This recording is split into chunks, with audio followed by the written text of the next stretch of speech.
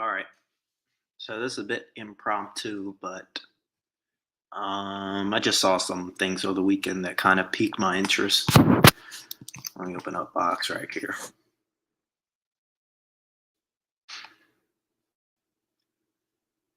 Let's get down to business. So everyone knows BoxRec is computerized rankings. Like their heavyweight rankings aren't great right now. The bottom half, especially. Some other divisions. But I just really wanted to go look at featherweight right now, and I think a lot of people have recency bias, um, and the fact that somebody's active is kind of clouding their actual judgment. That and the fact that they don't actually watch 126 or most divisions other than the big name fights. We just kind of have to call a spade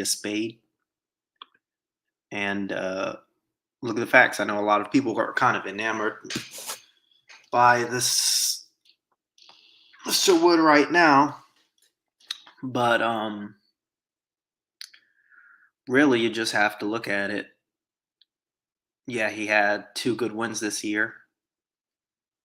Um, he's fought three times this year, and some of the other featherweights haven't fought at all or once. But that doesn't make him the best. So let's kind of break these down and see what's going on here. Share screen.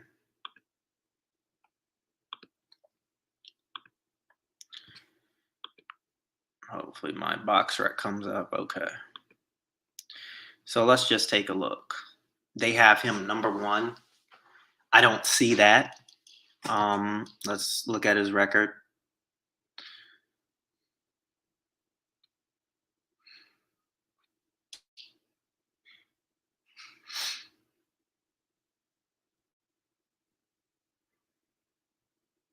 I mean, he was stopped by a guy McDonald, who retired. I think like 4 or 5 years ago when he lost to Danny Roman, and he got knocked out in that too. Um, what was the other loss? Jazz Dickens. Yeah, that one. I mean, this is kind of like a regional, domestic level sort of a thing here. Um, Losing to him isn't a great look, obviously.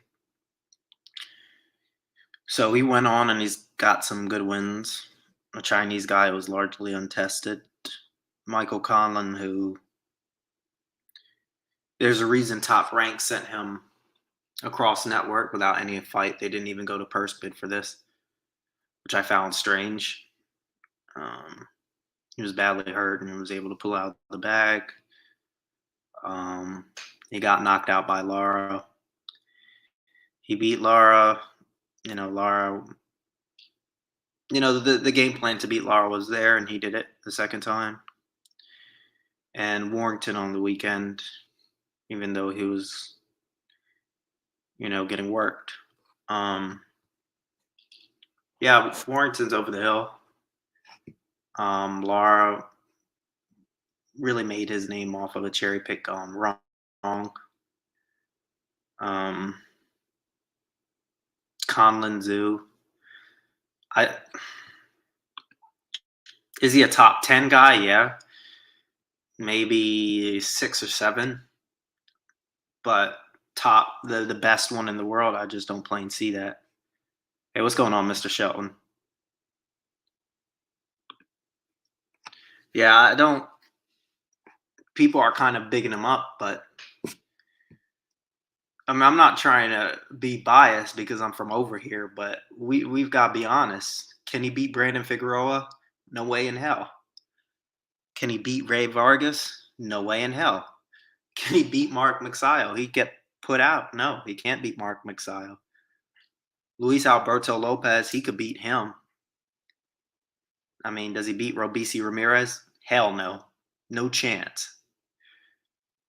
Could he even beat Raymond Ford? I don't know. So he's really a top 6, top 7 guy. I mean, it's crazy that people think that lightweight, or I'm sorry, featherweight is only in England. I don't mean to I'm usually kind of impartial, but people are overlooking the featherweights that fight out of this country here, and most of them, or our best guys, would beat him. I think people are just seeing the fact that okay, he's been active, he's gotten a couple of decent wins, and he's moving up to 130 anyway, and he's not going to beat his can't say country because Joe Cordina's from Wales, but his neighbor, he can't beat Joe Cordina at 130. He couldn't beat Rakhimov at 130, so I think this train, sadly, this Cinderella story is probably going to come to an end, in my opinion. Um, and that's just the net. That's just what it is. So, that's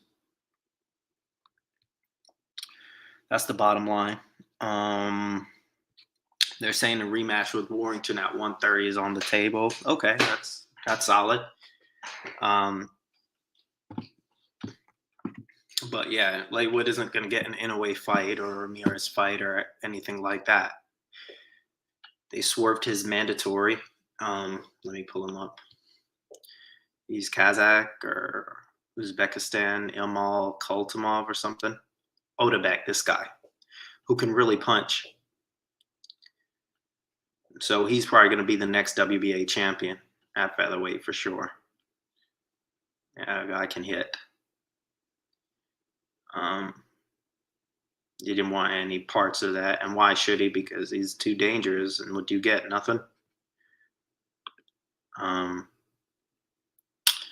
So yeah, that's pretty much that. Now I'm going to move on to something else I saw over the weekend. I thought was pretty interesting. Let me see here.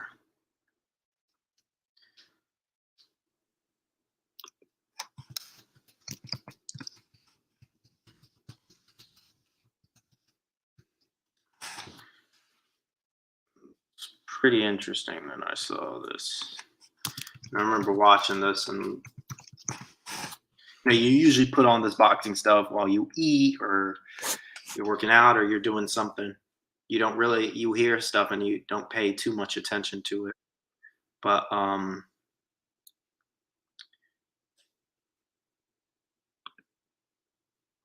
just want to play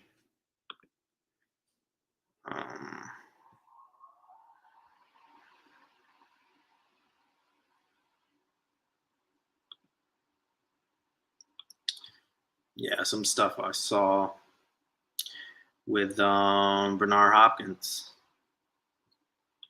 And it wasn't really good. Let's start with a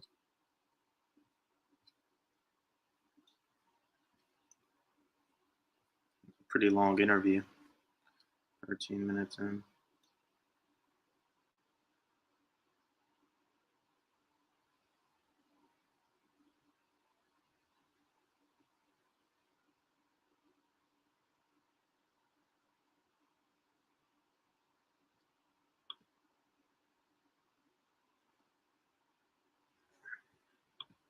I'm going to share this and see if you guys can hear.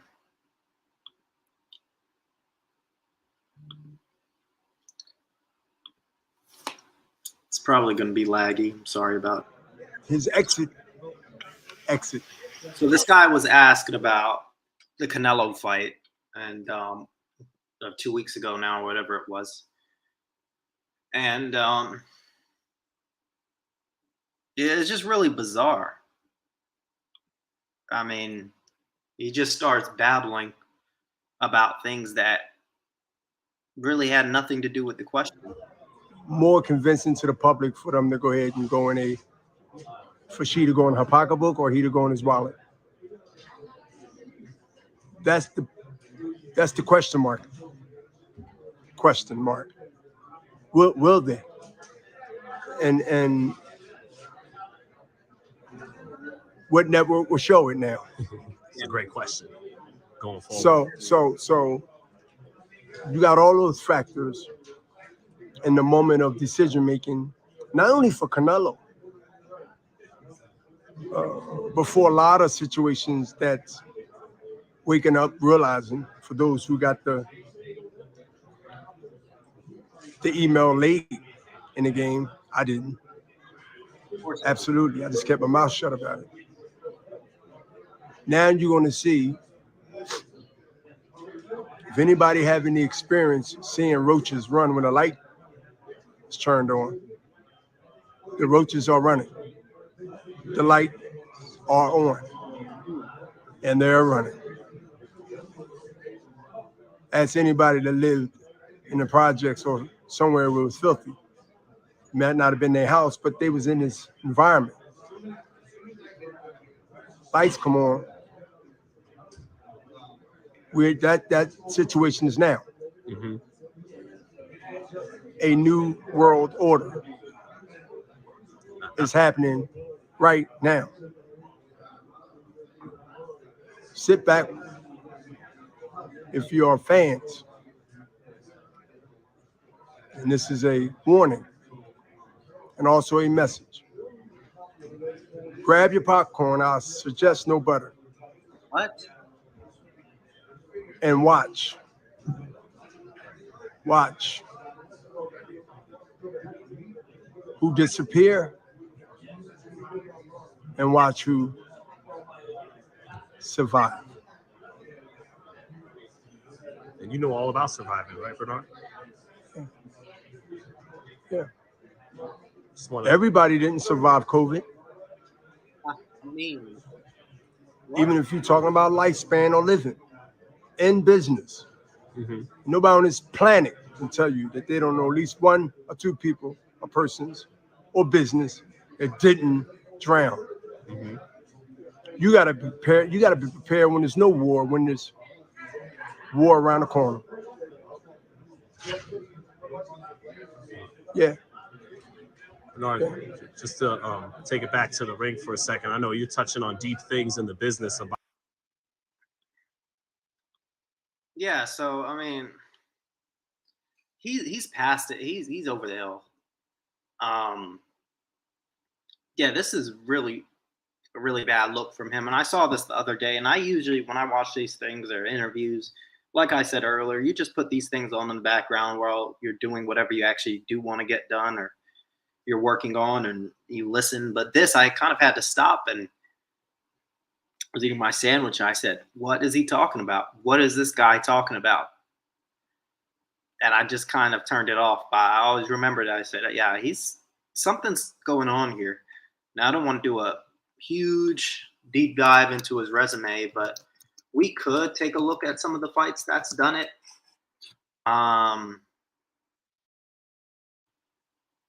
Let's just quickly go here. Maybe 10 seconds.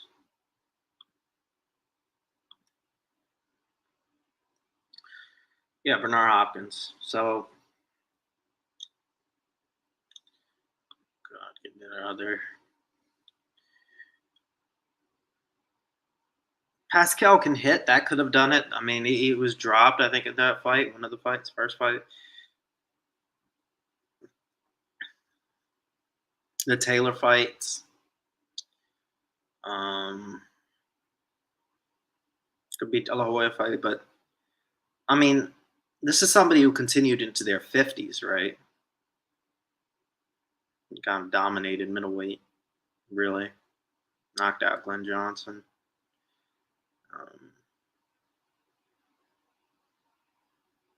Yeah, so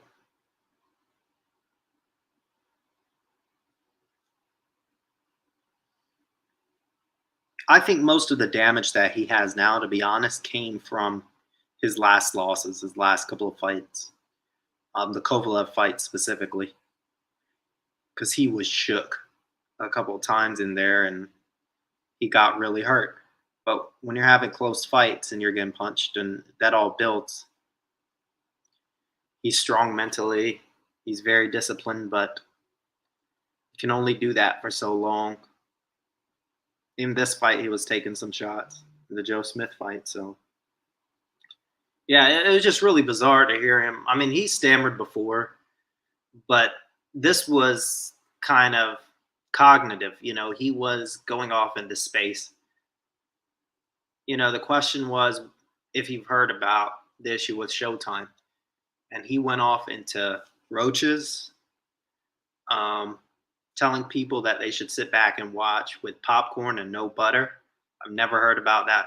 I've never heard that used in my life. No butter. I don't know what the butter part does. That's kind of bizarre. He talked about New World Order. He talked about COVID or whatever lifespans. He went around the block with it, and he really babbled for about 5 minutes straight. So yeah, I don't know. I'm surprised that didn't get much attention, honestly. So what's going on, Michael? Yo, I don't know if you saw, but you could probably play back. He had this interview with Fight Hype a couple days ago, October 6th. Sounds off on Canelo beating Jamel Charlo. I can pull this up. I can play it back for you if you want. Um, but yeah, the guy kind of really stammered through a lot. Turned on. The roaches are running. The lights are on. And they're running. Ask anybody that lived in the projects or somewhere where it was filthy. It might not have been their house, but they was in this environment. Lights come on. That situation is now. Mm-hmm. A new world order is happening right now. Sit back if you are fans. And this is a warning and also a message. Grab your popcorn. I suggest no butter. What? And watch. Watch who disappear and watch who survive. And you know all about surviving, right, Bernard? He's still standing. Yeah. Just want to. Everybody didn't survive COVID. Yeah, so that's kind of my point here with this one. What's going up? What's going on, Bruce? What's up, Michael? Yeah. What then? How to say? He just kind of went off into this whole sort of thing, and it's kind of worrying, actually. It's kind of yeah. I don't kind of get it.